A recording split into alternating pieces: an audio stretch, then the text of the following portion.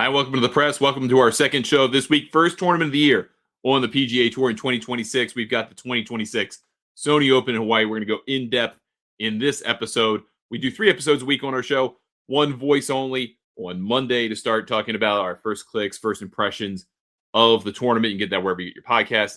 This show in the middle of the week on Tuesday, today on Wednesday, talking about our model, horses for courses, a lot of data in depth with presentation, video and audio for that. And then one third show each week, shorter show that talks about every other tournament that's not the PGA Tour. So this week, that show is about the Dubai Invitational on the DP World Tour. But let's get into today's show. Let's talk about the Sony Open in Hawaii. This is a 120 player field, $9.1 million for the purse. That's a bump over last year, 1.638 to the million to the winner.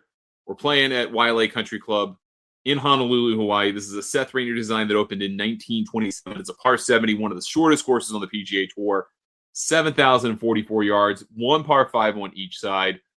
That's how this thing kind of works. We'll get into the scorecard a little bit later. This is a general overview of the tournament. Again, 120 player field, down from 144 last year. There are no Monday qualifiers for this tournament. There are just 2 sponsor exemptions. Those players are both 5,001. You'll see them in the full field odds a little bit later. You're going to see this early on in the season now. The PGA Tour has changed their field structure, particularly around these tournaments that happen before daylight saving time in the United States, because the intent is to get rounds done on Thursday and Friday, not have the first round spill over to Friday, second round spill over to Saturday morning. So they're trying to eliminate that here. Also, with fewer fully exempt players, down from 125 to 100 now, and you only have 20 Korn Ferry Tour grads, not 30. You have a reduction in the number of players that are available to play, and they wanted to create fewer spots, a little bit more scarcity. So that's the overview of the tournament. Now let's take a look at the top 30 guys out of that 120 player field in terms of the betting market. This is as of Wednesday morning. This is from golfodds.com. Of course, shop around when you're looking for these types of things. Russell Henley's 11-1. He is the favorite. He is the horse for course, the best horse for course. Ben Griffin, who won 3 times last year, his odds have actually dropped a little bit. He opened 16-1. At least I saw a couple different books. 18-1 now. Maybe not getting enough love. JJ Spawn seems to have been bet up maybe a little bit. I've seen him at 20-1. I've seen him at 18-1. Hideki Matsuyama, past winner here, 18-1. Spawn almost won here last year. Probably should have, if we're being honest. Nick Taylor won, beat Nico Echeverria in a playoff. But JJ Spawn should have won this golf tournament. Finished T3 in the end. Colin Morikawa, 20-1. Stand far away. Siwoo Kim, 20-1. Kind of interested in because he's a past winner here. Maybe a little hyped up after rejecting Liv, but maybe we're just reading into that. I like Keegan Bradley a lot. I've seen him at 22-1. He is 20-1 now. I think there's a lot of action on him. He has another horse for course play here this week. Bob McIntyre, I think, lines up with this place a whole lot, 20-1. Played some pretty decent golf on the DP World Tour in the fall. Had a win in Scotland at one of their bigger tournaments, the Dunhill Links Championship. So had himself a nice fall. Been playing pretty well. Corey Connors is 25-1. I've seen him at much longer numbers starting the week. So if you missed that window on Corey Connors, I'm sorry. I've seen him at 30 and 35, 25. There's been people who go, hey, this guy can play here. Also, he's a ball striking machine. He's been playing a little bit on TGL, so it has little competitive juice flowing. You think you're going to see quite a bit of action on him. Matt McNeely's 30-1. Harry Hall is someone that I didn't think about really at all in the first show of the week, and then did a little bit more research on how he looked in the fall. It may be worth a look. We'll talk about that a little bit later. Spieth, no thank you. Aaron Ryan, no thank you. Nico Echeverria is going to be on my card at 40-1. If you could find him at a higher price, please be all over it. He played so well in the fall.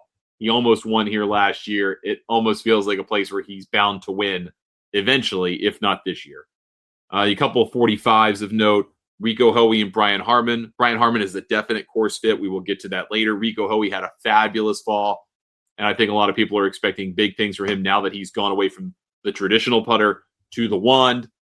I don't know if that's really going to work. You still stink at putting. You're just using a different putting method. Anyone who's played golf knows there's a certain sheen that new putters, new putting styles have on your game, and it wears off eventually. When does that wear off for Rico Hoey, or is this something that can last for a year, 2, whatever? That all said, the evidence seems to suggest, based on the fall, it's working for him. I think this is a good price.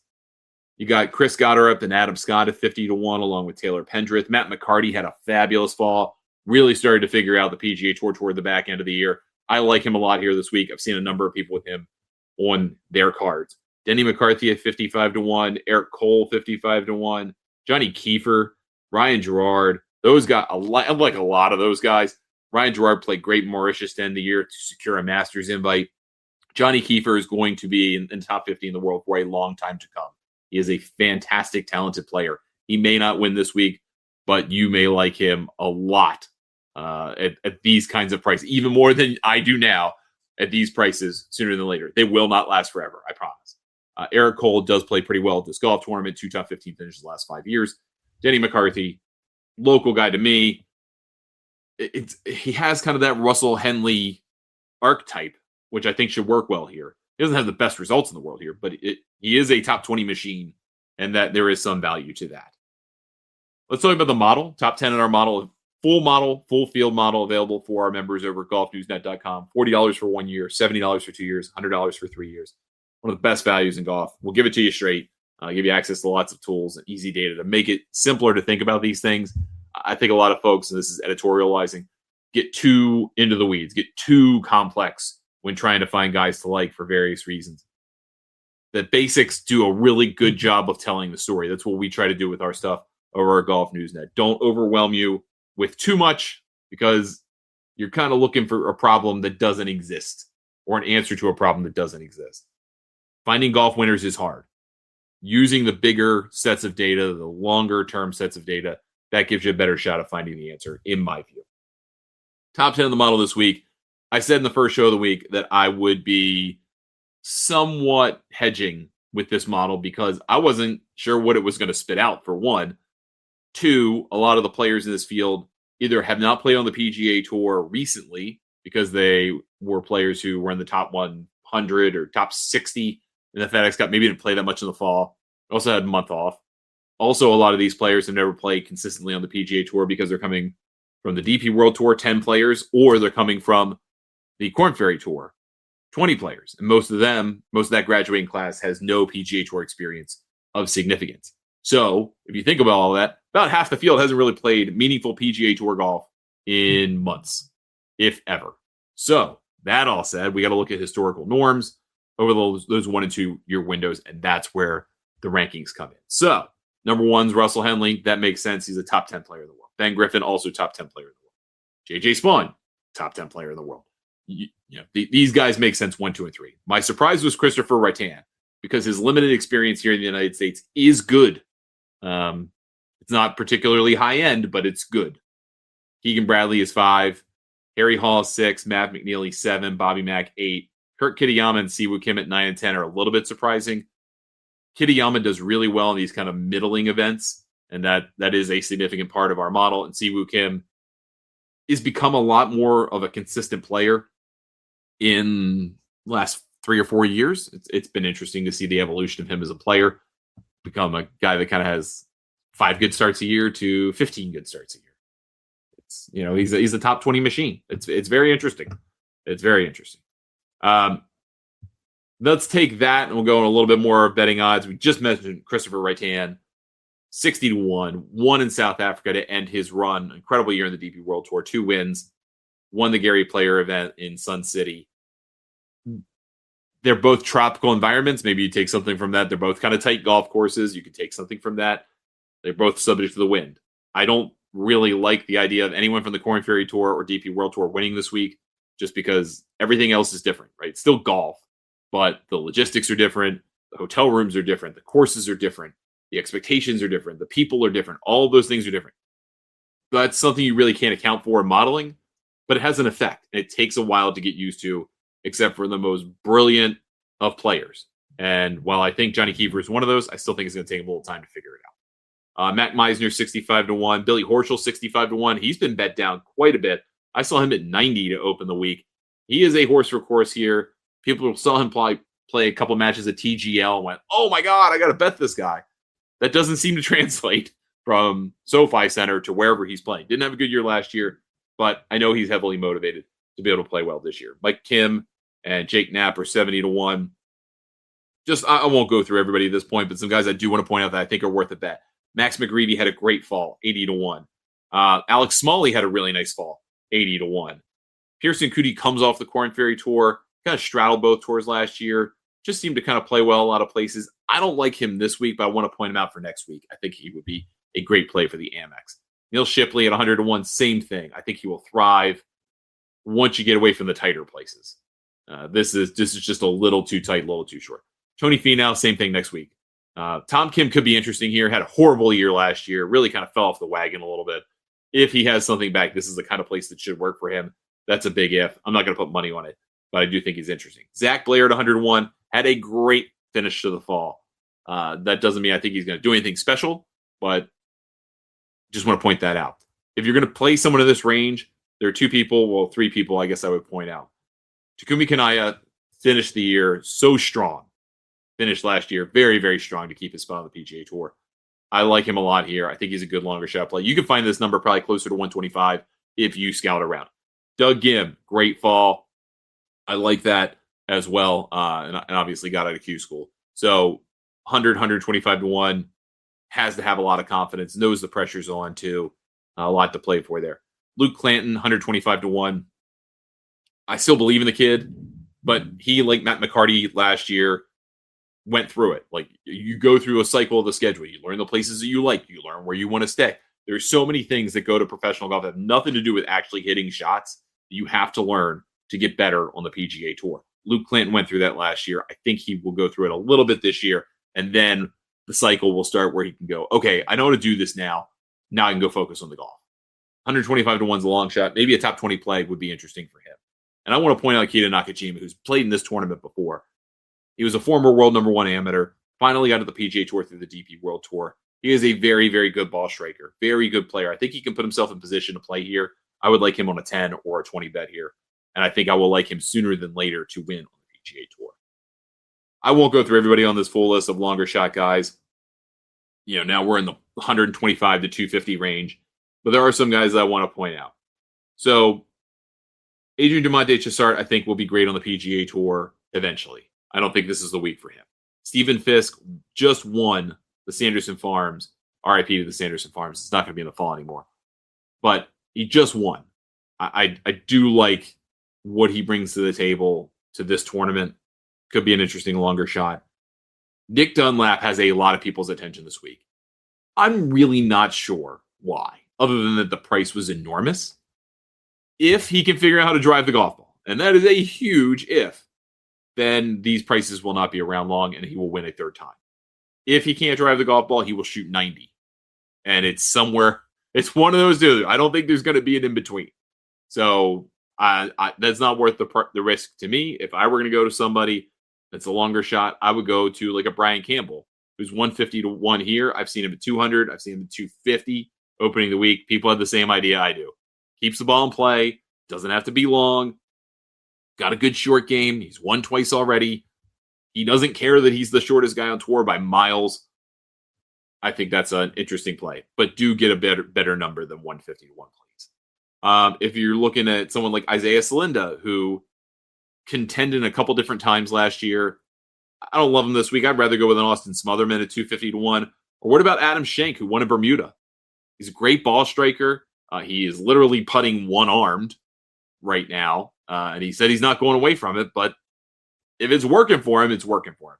I am interested in Adam Schenk at 250. I'd rather go with Smotherman. I think he's a better ball striker, but interesting to look at that. And then here's the rest of the list. I don't have really anybody on this that, 300-1 or greater, as high as 5,000-1 for Corey Kazuma and Anson Cabello. But if you wanted to look at some of these other guys, a bunch of them are the Korn Ferry Tour grads. So of these guys, I'd look at a Zach Bouchot, who's played all over the world. He's not going to be intimidated by this. He's interesting. Kazuki Higa at 400-1. He is interesting. I think Emilio Gonzalez could be very good on the PGA Tour. I really do. And I think people are going to sleep on him for a while. I made that pick last year about Frankie Sapp in the third, and it finally started to click at the end. It didn't work at all for the first 75% of it. But toward the end, he kind of figured it out. I think he could be very good, and I think he's an interesting guy to keep an eye on. He has better odds than Gordon Sargent, who I think people thought a few years ago was going to be a world beater. Kind of got into his head, kind of lost his confidence. I don't know what to make of him, but I do want to keep an eye on him. Sudarshan Yalamaraju, I think I pointed out on the first show of the week. He's 800 to 1 here. He's going to be super long all year, and he may just miss every cut. But he could also sneak in and win one. He's a really interesting fellow, super nice dude, Canadian guy, won in the Bahamas in the second event of the year last year on the Corn Ferry Tour. Not saying to bet him, just kind of point him out. Just think about a little bit. And then Vijay Singh's 2001. He has a card this year. He is a life member. And there are rules around that, by the way. I get comments about this stuff. Oh, he's a life member. Phil's a life member. There are rules around it. You have to have at least one start in the prior year to use your life membership that's on a PGA Tour sanctioned event. Vijay couldn't use it because he didn't play the Masters last year. Then you have to have a scoring average that's within 3 shots of the PGA Tour scoring average. Problem is, if you have a major exemption like Vijay, then you go play the tougher courses. The scoring average is lower for the other easier courses. So you have a harder time keeping up with that. So just some things to keep in mind there for those of you who are on Vijay watch for this year. Just a quick look at the scorecard here. Again, 7,044-yard golf course. Golf course ends on par 5 on both sides. Par 3 on 17 is a really good hole. Can often lead, particularly because it's wind exposed, to some game-changing scores. But by and large, you want to get it off the tee and in position. Length is not an issue, except you want to try and do it on 18. And 18 is even hard. A lot of guys are hitting 3 woods or mini drivers. You're going to see a lot of mini drivers this week because they need to keep the ball in play, and you kind of have to work it around certain shots that just are uncomfortable. The depth after clearing something is not comfortable to keep it in play. So you're going to have to be particularly careful. The rough can get a little bit gnarly on this golf course. So keeping it in play matters. Hitting lots of greens in regulation matters. And then give yourself short irons. You're going to have a lot of them anyway. Take advantage of those. Give yourself birdie and eagle opportunities. Horse for courses. Go through all the extra stuff here. There's 7 of them, I guess.